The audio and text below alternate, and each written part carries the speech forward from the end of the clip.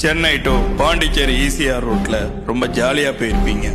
அங்க கடலோரத்துக்கு பக்கத்துல இருக்கக்கூடிய ஒரு பால் அடைஞ்ச பழைய கோட்டையை பத்தியும் அங்க இருக்கக்கூடிய மிஸ்ட்ரி பத்தியும் யாருக்கும் தெரியாது. ஆலம்பரை கோட்டை. இந்த கோட்டை 18ஆம் நூற்றாண்டுல முகலாய பேரரசனால கட்டப்பட்டது. அப்போ இந்த இடத்தை ஆட்சி பண்ணவரே நவாப் தோஸ்த் அலிகான்.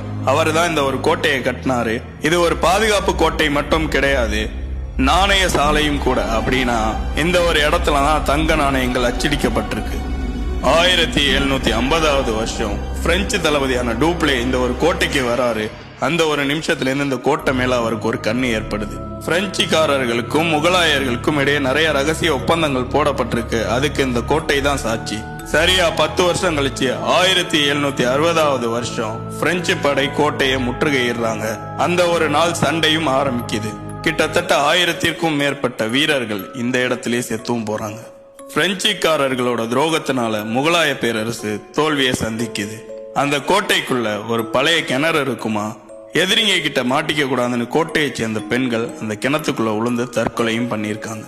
இதுக்கு அடுத்து வந்த காலகட்டங்கள்ல இந்த ஒரு கோட்டை பராமரிப்பு இல்லாம சிதைய ஆரம்பிச்சிருக்கு. மிஞ்சி இருந்த கோட்டைய 2004ல வந்த சுனாமி இன்னும் சிதைச்சிட்டு போயிருச்சு. இந்த ஒரு கோட்டைக்கு பின்னாடி இருக்கக்கூடிய அந்த மிஸ்ட்ரி என்ன? இந்த ஒரு கோட்டையில நள்ளிரவு நேரத்துல இங்க இருக்கக்கூடிய பாலடைஞ்ச கிணத்துக்குள்ள இருந்து காப்பாத்துங்க காப்பாத்துங்கன்னு உதவி கேட்டு கத்தக்கூடிய பெண்ணோட குரலும் கேக்குமா? அதே சமயம் நிறைய பெண்களோட அழுகுரலும் ஒரே நேரத்துல கேக்கும். அந்த ஒரு கோட்டைக்குள்ள இரவு நேரங்கள்ல வீசக்கூடிய காத்துல அங்க இறந்து போன போர் வீரர்களோட ரத்த வாடையும் வீசும். இந்த ஒரு கோட்டையில நைட்டு தனியா தங்குறதுக்கு வாய்ப்பு கிடைச்சா நீங்க தங்குவீங்களா? கமெண்ட் பண்ணுங்க. மறக்காம நம்மள ஃபாலோ பண்ணிக்கங்க.